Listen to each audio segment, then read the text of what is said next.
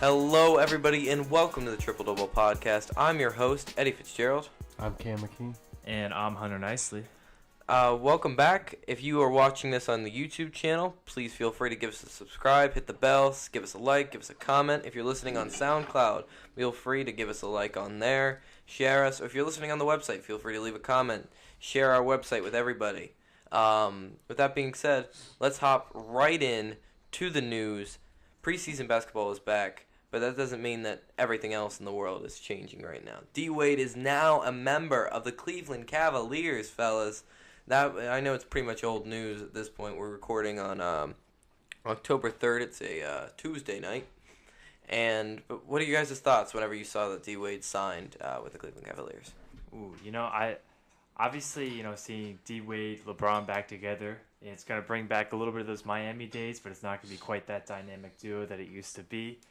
I guess it helps them, but when you're going up against the Warriors, I don't think they match up well with D. Wade in that lineup. He's obviously, he can't really shoot threes that well. He's been improving the last couple of years, but he can't play a whole lot of defense. He's slowed down. He's more of just a mid-range under the basket kind of guy. I don't know if he's the right fit for them to win a championship. I'm a big fan of Klay Thompson, and that's who he'd be guarding pretty much. And I think Klay Thompson. Now, if Dwayne Wade in his prime, absolutely not. But I think right now Klay Thompson would beat him in most aspects of the game when they would match up. I think now, while he did go on the second best team of last year, I think this was less about going on a winning team more than just going with LeBron and having fun while he plays basketball this year. Well, I don't think that he shouldn't start, in my opinion. I don't think that he should totally come off the bench and be a leader on that second unit. I think that him and D. Rose in the backcourt can kind of get a little bit messy with the amount of floor spacing that you're going to have. I think that it comes down to him realizing his role. I don't think that Dwayne Wade has shown, will age gracefully. He hasn't shown the ability to age gracefully yet. He just got $40 million out of the Chicago Bulls. He was still playing, wanting to play significant minutes for the Chicago Bulls, even though they weren't that great of a team. He still wanted to have significant minutes. So it'll be interesting to see how this team moves forward with Dwayne Wade in that lineup coming off the bench, because I think somebody like a Jay Crowder will definitely have a better impact on the court, especially against a Golden State team, than that of a Dwayne Wade. Yeah, well, Coach LeBron will make sure D. Wade gets his minutes. Yeah, that's for sure. We'll see. He has been healthier the last couple of years though, so he's been looking a little bit better. But those knees are still an issue for him. Yeah, well, his jump shots always been a little bit of an issue. But that being said, we're shifting over. There's some big news coming out. Was it today or yesterday? Today? Yeah. The All-Star Game is getting a major revamp. Cam, do you want to take us into that? Yeah, so pretty much there will no longer be an Eastern Conference team and a Western Conference team. The fan vote will decide 2 team captains, one from the West and one from the East. So this year it would have been Steph Curry from the West and LeBron James from the East. They will be the team captains for the All-Star Game, and they will pick any All-Star they want that is decided by the fan vote, including the reserves, starters, whatever. They can pick any player from there. Doesn't have to be from the Eastern Conference or anything. Western Conference, it could be from any team they want. Yeah, wow. I mean, it's going to be a big pickup game. I'm really interested to see it. Well, the biggest thing for me though is the divide between the West and the East. I mean, obviously, I think that's why they did it. I'm assuming that LeBron, so they can choose from anybody from the West or the East or the All-Stars. Yeah, I think they knew it was going to be. Now, people don't really care if this is competitive or not, but at the same time, it would be insane blowout this year. Yeah, if it was just the way, LeBron wouldn't have any. No. It'd be him and Giannis just balling out. Kyle Lowry, Kyrie Irving. Irving. About Kyrie though. Yeah, Kyrie's got to do stuff. Gordon Hayward maybe. Well, now he doesn't have to pick Kyrie. Yeah. KD and Russell might be on the same team. Yeah, who knows? Might not be on the same team. How about LeBron and Russ playing on the same team? That'd be nuts. That's gonna be Lob City. Yeah. It could be interesting. I think the Banana Boat Gang, if they all make the All-Star, Banana Boat Gang. they will try to get together if they can. And even if Dwayne Wade gets picked last, he'll probably be starting in that 4 together. I think that I think what they're doing here is some good moves. I like the overall feel. I think it's gonna be fun to watch. I think again they're getting another television special where they can do like the team picking and stuff like that. And I think that would, help drum up a little bit more business. Help make that All-Star weekend a little bit more fun for that host city. This is the year Zaza makes it. Oh my God! Get enough votes. Maybe. I'm glad to see they finally did something though with the All-Star game. The last couple of years, I mean, they've been approaching towards that 200 points per team mark. They've been getting up there, so I'm glad to see they're doing something. Hopefully someday we can maybe see a competitive game, because what would be better than seeing a competitive game between the best players in the entire league. So. It's just you can't ask those guys to do that. Like even though they're doing this, it's honestly they don't have to show up and play. No. Like this is their rest. This is the rest their of the break. middle of the season. Like they don't have to. They come and play have this. enough rest. Let's not even start with it. They need more rest. So they get this break for a reason. This is their chance. Every team except the NFL, this is their chance to get like a rest and stuff in between the season. Between the season, and I think that just to ask them to do a competitive game they wouldn't like that very much. We as the fans would love that, but the players, they don't want to be asked to play we as the fans really are asking tough too game. much for them to play one basketball game competitively in their 6-day break. Well, that's a debate for a whole nother time with players resting. That we'll definitely have to see that. They just changed the rules for the resting players. You can't sit them on national TV games, and you have to sit them at home. Really, I didn't. Yeah. It was major changes coming out of another Woj bomb hitting the streets, and so essentially we'll have to see how that resting kind of works out. Especially mid-season. I read in the Woj article today about this All-Star game that it was like Chris Paul, who's obviously the Players League president, and Michael Jordan were kind of the front runners on making this happen. Good stuff out of CP3. Transitioning now to not NBA basketball, but high school basketball. Chino Hills has just lost LaMelo Ball. And I gotta say, guys, I mean, I can't believe we're actually talking about this. I mean, the kid's, 15, 16? Probably 16, I believe. 16 years he's old. Still got another year and we're talking about, he's making national headlines by leaving Chino Hills High School and possibly going homeschooled, maybe going overseas. Nobody's really sure what's going out. According to sources, the team, Chino Hills basketball team, hired a new coach who was a former college player, and he wanted to start playing less cherry-picking basketball and just more that NBA style college, more fundamentally focused, more organized basketball. And LeVar, as he does, lets the coach hear about it when he's not doing something that LeVar Ball wants him to do. So the big baller brand man stepped in and he took his son out of Chino Hills High School. I mean, the question I want to pose to you guys is, what does this mean for LaMelo's future? Honestly, I think it hurts his future a lot. I mean, at some point, you are going to have to play organized basketball. You cannot just, run and gun, cherry pick your entire. You can't play the well, AAU big baller brand. As soon as you get to college basketball, that's over. You got to learn to play in your system.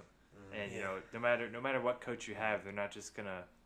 They're not going to bow down because they have one guy like LaMelo Ball. No, and Lonzo did a great job of that, and that's how he plays. First off, but second, he just did a great job of knowing he is the star of the team, but that does not mean he has to take every shot. He's not bigger than everybody else. He knows he's an amazing passer, and he uses that skill to his talent. And he's so much better than LaMelo Ball that the fact that if any of the balls are going to be the ones to cherry pick and score as many, it would probably be Lonzo because he's the better player out of the three. And he would make a lot more headlines. But I think last season he totaled up 92 points, cherry picking the entire game. Now LaMelo to me, I think that all this press, all this media has gotten to into his head, I think that being a 16-year-old, it's hard to go up to your father and be like, Dad, let me play basketball, let me do what I want to do, and So you're saying he doesn't want to do I think LeVar Ball speaks for his boys, and I don't think his boys speak for themselves. I think that the only time we got to see a little bit of Lonzo's personality, like, which isn't that big, is the Foot Locker commercial during Father's Day, whenever he poked fun at his father, and I think that gave him a little bit more of a character, a little bit more build. The rest is just LeVar talking about Lonzo, LeVar talking about whatever he wants, and Lonzo is the side story. It's never about the players. Yeah, and well, I've started watching the documentary.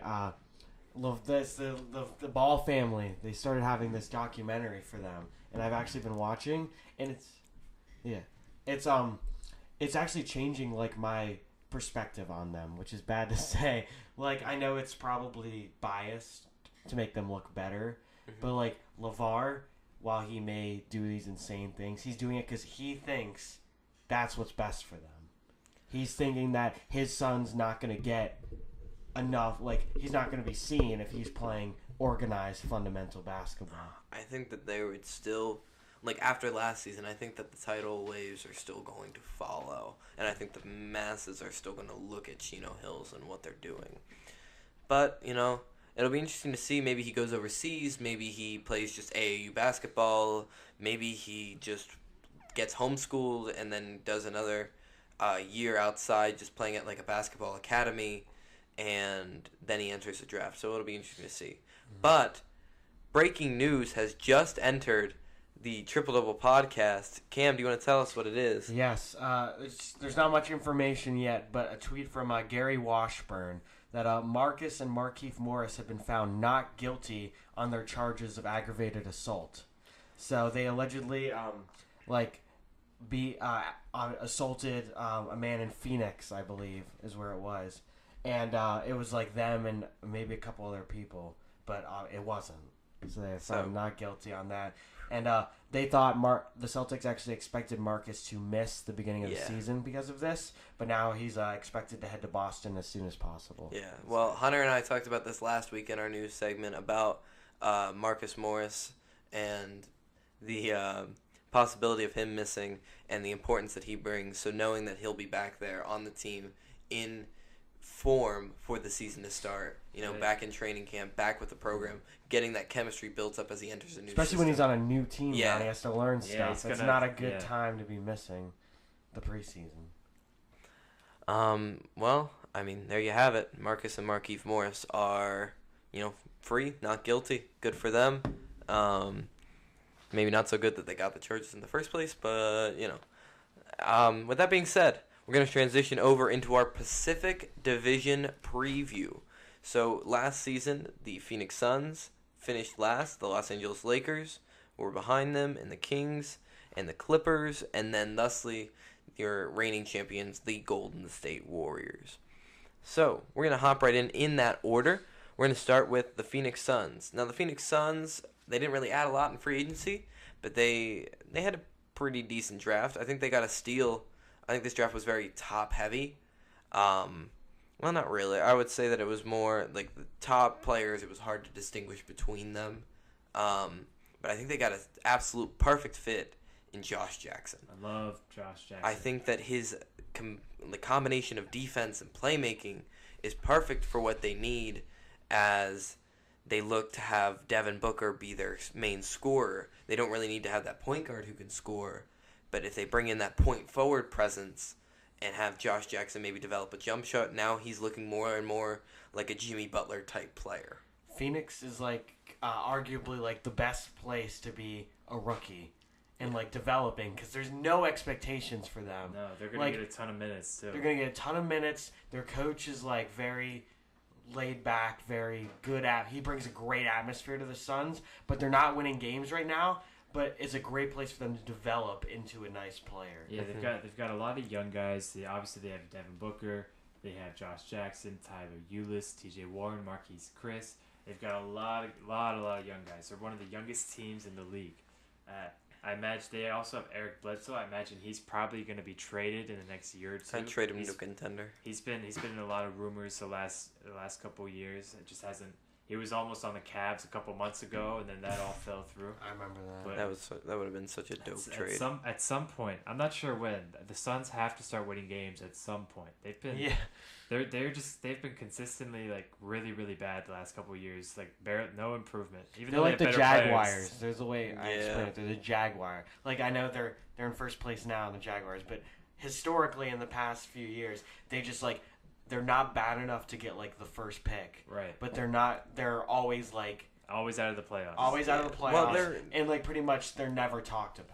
They might end up with the first pick with the way the lottery. Well, no, never mind. The lottery changes next, not this season, but next season. I think they might be the worst team in the West just because of how young they Arguably, are. yeah. I would say there's not a whole lot going on. I think the Kings will fight for. I think they the also last need to get rid of Brandon Knight this season. I think that if they move him to another his contract's just terrible for the production that you get out of him. So getting him out of there would be really nice. You can get a couple more losses. I think that they need to target a big in this year's draft, and I think there's a lot of them. You got Mohamed Bamba. You have DeAndre Ayton. Bagley, If they got Marvin Bagley, ooh baby, it would be it'd be nuts in Phoenix. But yeah, I think Phoenix fans, if you're listening to this, I don't know if there are any of you. This season for your team except No, to lose. look for the draft. Watch some Marvin Bagley play. Enjoy this last year of you having a better advantage of getting the first pick. Yeah, sure. After this year, hopefully they're going to start to rise. Because the NBA decides to punish the worst teams for being bad. Yeah. I mean, really. Not all of them are tanking. Yeah, they have. They also have 2 first-rounders this year. They have Miami's, if it falls within. Sorry about that. Ooh, they have Miami's if it falls between the 8 to 30 pick. Yeah. So it's top 7 protected. You know, a lot of people really like in Miami this year, so that pick's not going to matter for us anyways.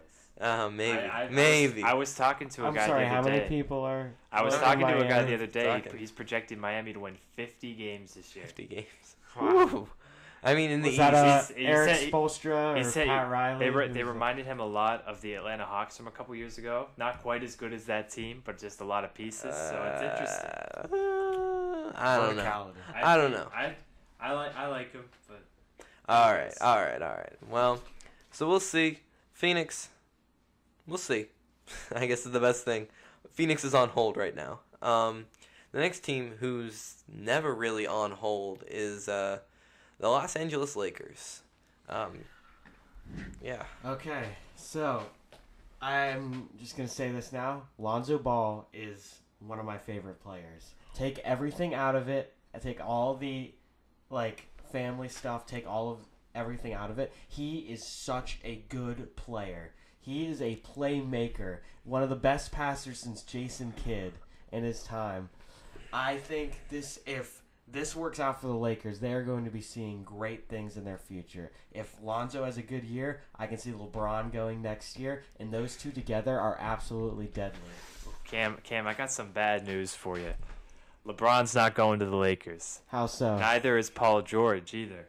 I love Lonzo Ball, but I'm not a big believer in the rest of this team. I like Jordan Clarkson as well. I think he's a good sixth man, but then you got, Brook Lopez is probably going to be gone after this year. He has an expiring contract.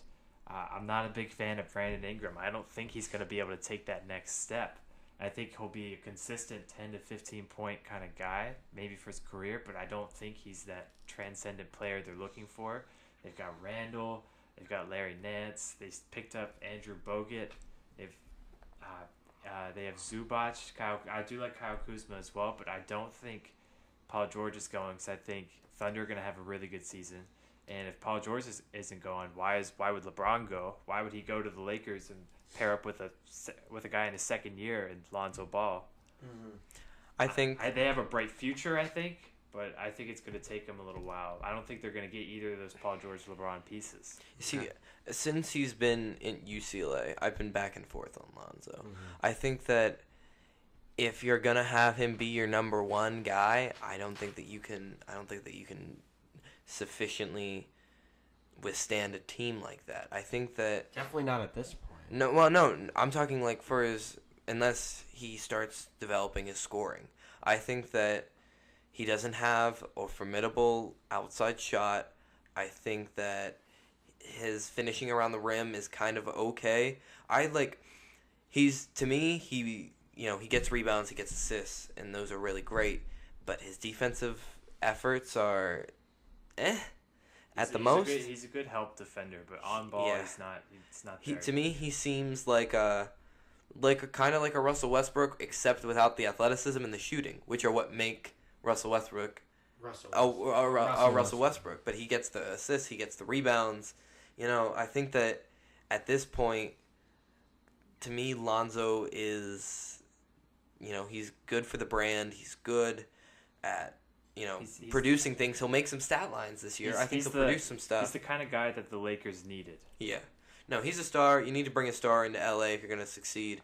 I think the biggest guy to watch with Lonzo's development is Brandon Ingram. With Lonzo creating, I think that Ingram now has a formidable point guard, unlike D'Angelo Russell last season, who was more of a score-first kind of guy, not really a facilitator. Yeah. And I think that by getting Ingram the looks, I think you could see what Ingram can really do, taking that jump from year 1 to year 2, and I think that's going to build a lot of chemistry. Kyle Kuzma this year in the draft, whoo! He looks like a steal. Looks like a major steal right now. He's a really nice forward to have on your team. He does a lot of good things. He scores. He grabs a couple rebounds, and just a good, positive guy. They signed Contavious Caldwell-Pope. I forgot about him. For about $20 million. I think that he's all right. I don't. But I mean, yeah, he's not for this team. I don't think. I think he'll help Lonzo develop, because it'll be nice to have like that outside shooting and like somebody to just kick it out to, and then have like a positive defender. They don't have their first round pick this year, so why bother tanking and trying to get another person?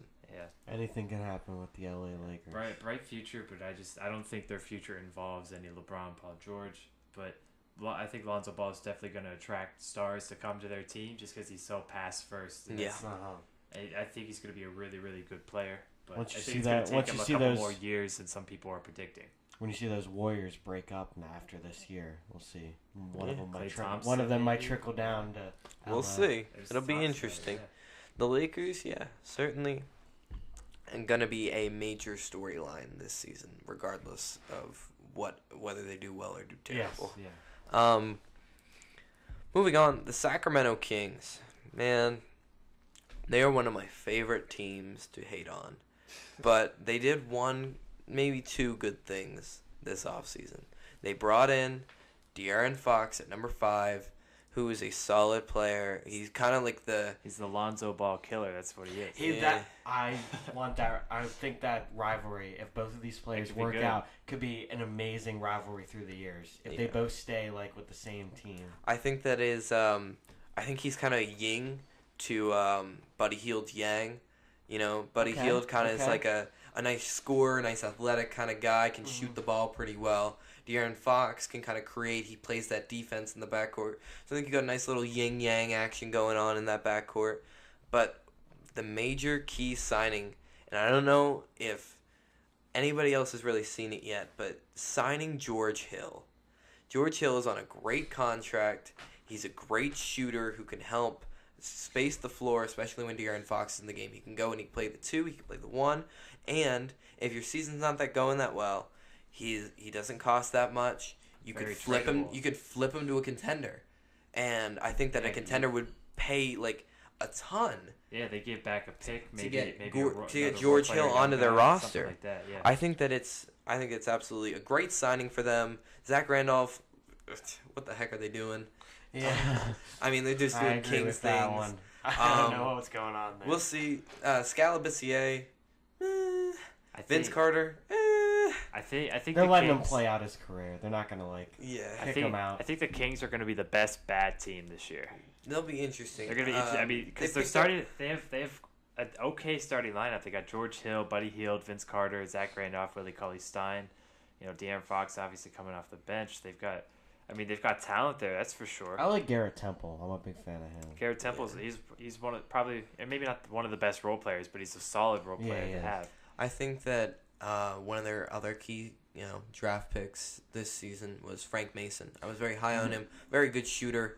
Very nice all around backup point guard to have for your been, team. Yeah, he was one of the best college. And they got point Harry guards Giles in the too. Yeah, this is what I was trying to say. This like they went for the name brand players this year. Yeah, It's interesting. They got De'Aaron Fox, Kentucky, huge team. Harry Giles, North Carolina, Duke. I'm so sorry. I'm so sorry, Hunter. Yeah. Duke, big name team. Frank Mason, Kansas, big name team. It's Justin Jackson, Justin North Carolina. Jackson. Justin Jackson, yeah. that's That's what I was the looking UNC, for. Yeah, yeah. sorry. And then they also brought on Bogdanovich from Yes. overseas. So it'll be How many lot of different Bogdanoviches is there? it's just I think- two. Yeah, just two. Just of them. I think it's just Boyan and Boyan. Bogdan. Yeah, Boyan and Bogdan, the mains.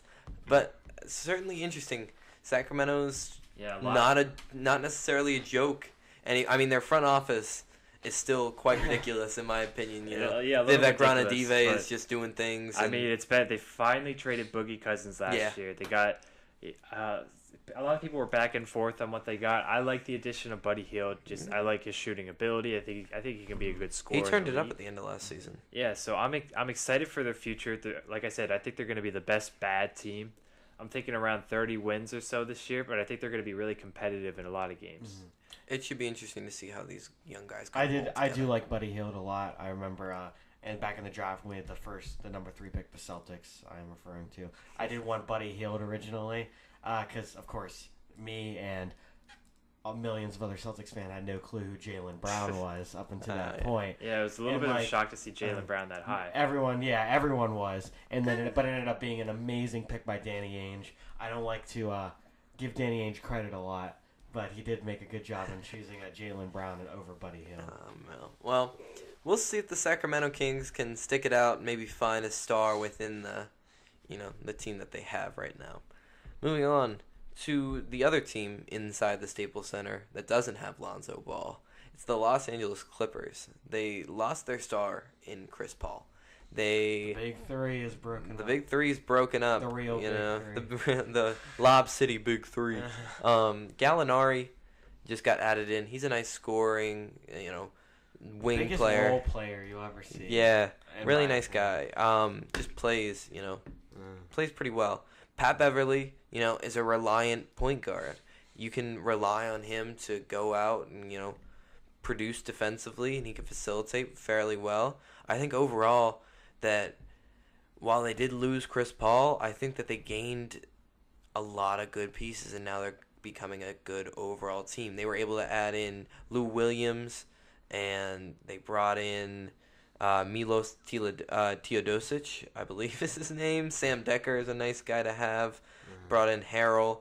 They're not going to be got great. so many people from that Yeah, trade. they're not going to be great, but they're going to be, they're going to be interesting. The number one thing that I think about in this team, and I'm gonna open this question to you guys, not about the players or what they're playing.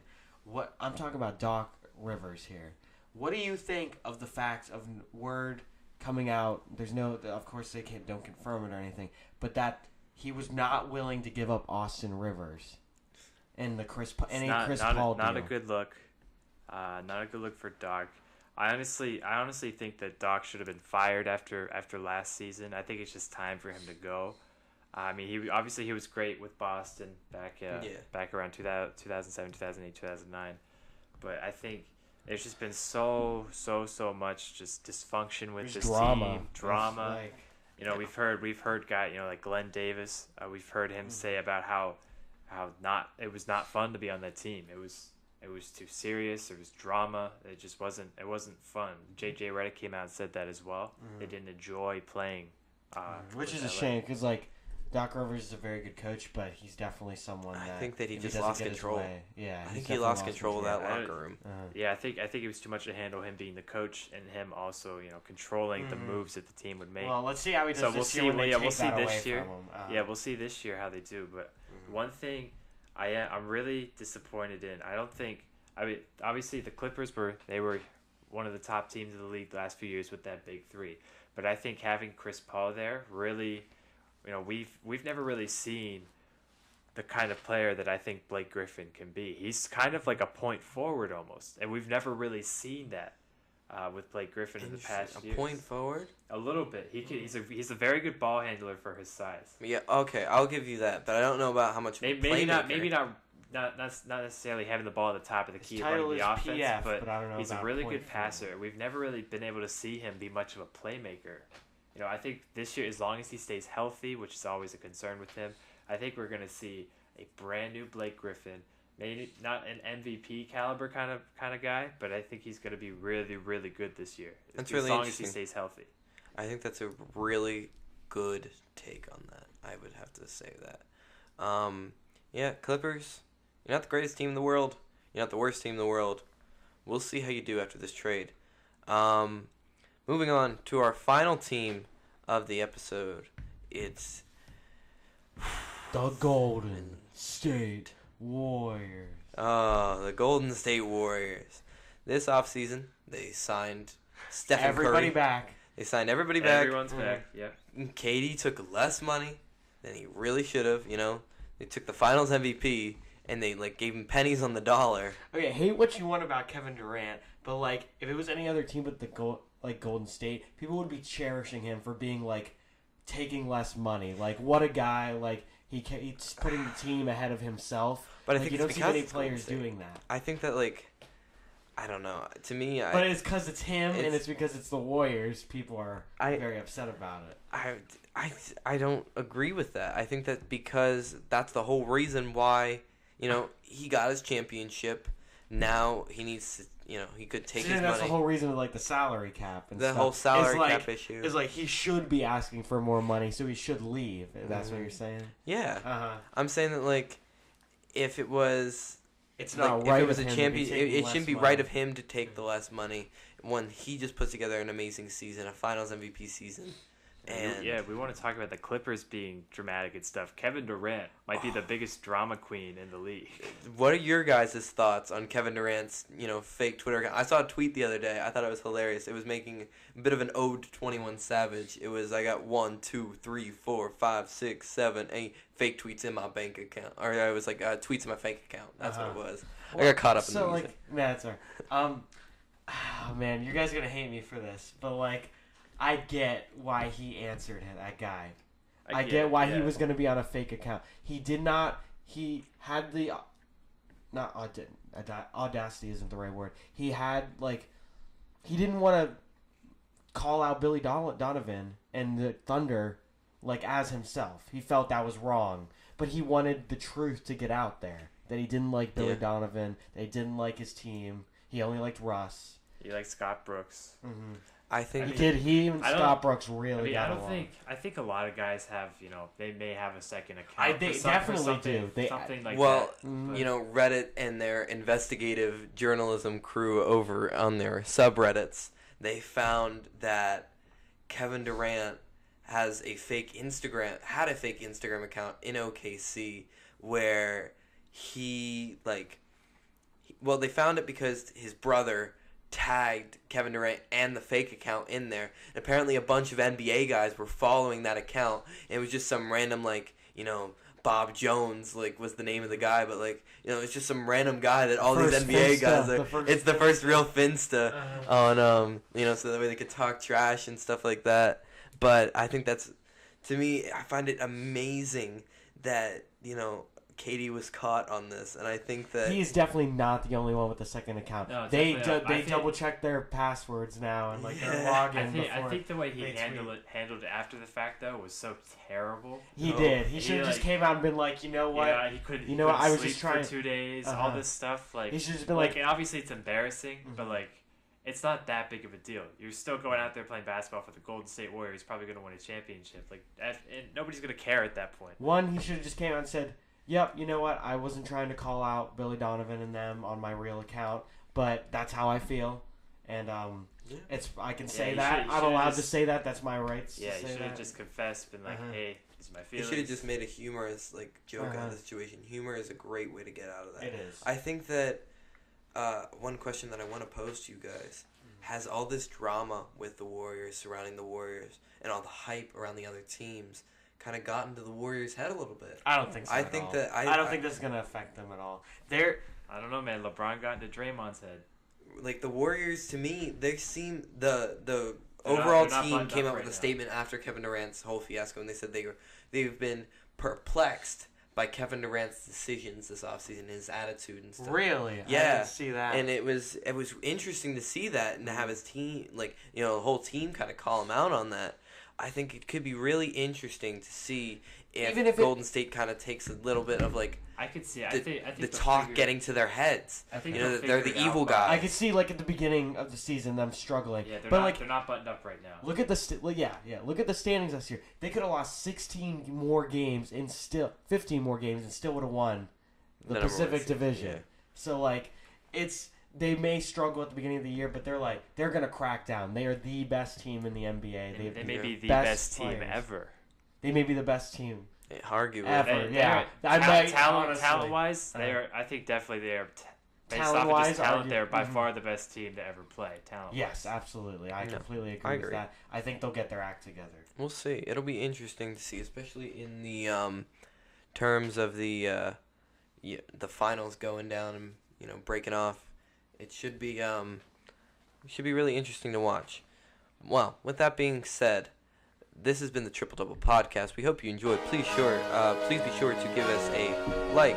Please be sure to comment. Please be sure to share this wherever you need. Please go to our YouTube channel if you haven't already. Please hit the subscribe button.